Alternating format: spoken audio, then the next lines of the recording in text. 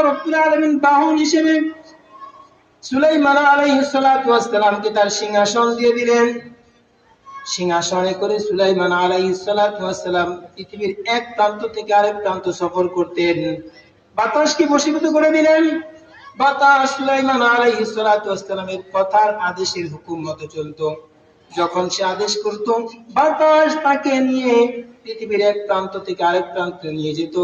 আমার আল্লাহ বলেন সূরা সাবা পারা নম্বর 22 পৃষ্ঠা নম্বর 8 আয়াত নম্বর 12, আমার আল্লাহ বলেন ওয়ালি সুলাইমানার রিহা গুদুহা শাহরু ওয়া রাওয়াহুহা শাহর ওয়া আসালনা লাহু আইনাল কিত্র ومن الجن من يعمل بين يديه بإذن ربه ومن يزغ منهم عن أمرنا نذقه من عذاب السعير।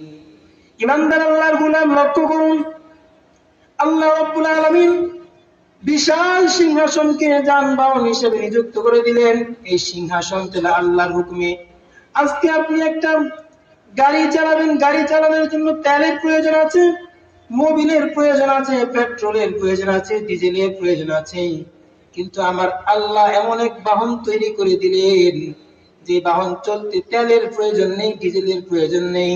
এই বাহন চলে আমার আল্লাহর কুদরতিতে। বলুন সুবহানাল্লাহ।